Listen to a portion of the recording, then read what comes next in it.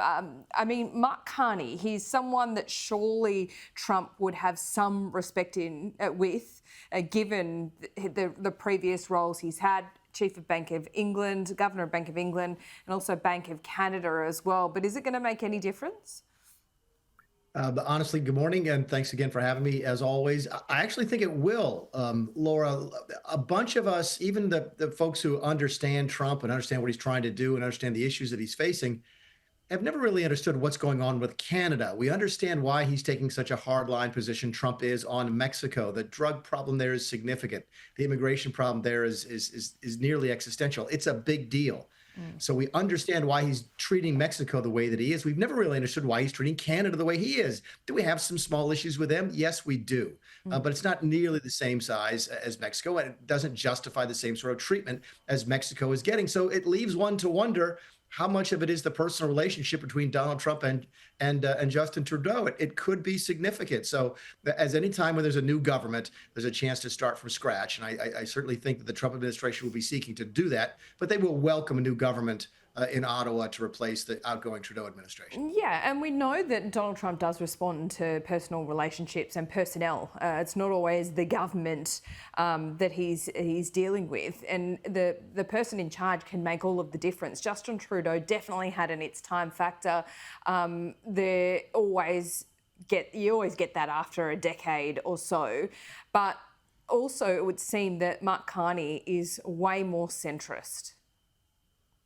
He is, but he's also way more serious. And I think that probably makes as big a difference. Keep in mind, your Yeah. point is well made. Trump likes to deal with people that he likes. That doesn't tend to fall neatly into political groups. He likes some leftists. He doesn't like some right wingers. So that the fact that this guy is more centrist, I don't think will be as big will play a bigger role in the relationship, as he's just a very serious person. As you've mentioned, his resume is quite impressive. I mean, Justin Trudeau's resume was that his dad was famous. So, and Trump always knew that. So I think that you might see a new attitude from the White House towards the Canadian leadership now that they have somebody who, in Donald Trump's language, looks like he's straight out of central casting. Yeah, exactly. Let's go more broadly to the tariffs as well, because we've seen Trump do Trumpy things like announce a trade tariff on Canada and Mexico, actually implement that, go so far to see the initial effects of it, at least the market reaction and investor reaction, and then pause them for a month. Now, we've got a deadline here in Australia for exemptions on steel and aluminium. We've had Pete Navarro say, no, we don't like what Australia did after the last exemption. It's not going to happen. But how do we read all this, Mick? Please translate and interpret. It's going to be a whipsaw kind of period, LJ. It just is. I mean, Trump, the tariffs have been on and off and on and off here. We also have some reporting out of Washington in the last 24, 36 hours about a meeting late last week of the cabinet to sort of confront Elon Musk on his Doge work. And then Trump came out and said that Doge will proceed moving forward with a scalpel and not a hatchet. So the dial has sort of changed as well on Doge. I think the Trump team is still trying to get their footing, number one. And number two, Donald Trump still looks at the markets, and when the stock market loses 1,000 points in a couple of days, he really doesn't like that. Yeah, that's right. And you could see it real time as these announcements were being made. I think it was Fox News that had the Dow on the screen, and you could just see it losing numbers and going down as more words came out of his mouth. He wouldn't like that at all. As you say, he really does like smart people, or people he thinks he can do deals with, or people that he thinks that he might get along with. Where's this all going when it comes to Elon Musk and Doge as well? Because there is a meanness to there appears to be a meanness to Elon Musk's modus operandi here. Is he uncomfortable with that? Any signs that he doesn't really like it? If I wanted to be charitable, I wouldn't describe it as a meanness as much as a directness, and that is different than government. I mean, that's not what government is used to. What Musk is essentially trying to do, Laura, is to bring some of the principles that he brought to someplace like SpaceX into the federal government.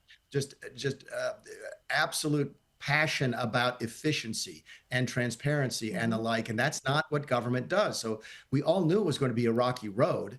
Musk pushed harder than even I thought that he might. And some folks have started to push back. So that tension is probably natural. My guess is they'll find an equilibrium, and they have to. And that's why I think they will, is that Trump can't get rid of Musk and Musk can't get rid of Trump. So they have to figure out a way, at least for a while, to work together. My guess is they will. Yeah, I mean, broadly, it's got to be popular what Musk is trying to do, and he's exposed all these inefficiencies and how many billions of dollars are being spent every day without those checks and balances. But on the other end of that, Mick, this has been able to go on for decades. So there is a real human cost to that as well, even though it is fair to be clamping down.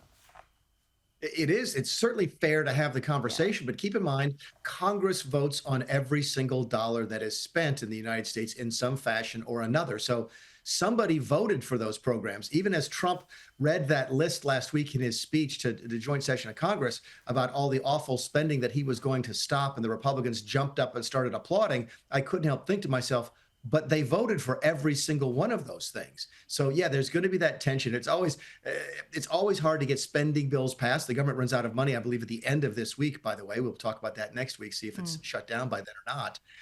But it's easy to sort of draw attention to some of the spending abuses, but really, really hard to pass spending legislation. And I think that's where Elon Musk finds himself right now, that no man's land between those two places. Mick, fascinating as always. Always great to talk to you. We'll see you soon.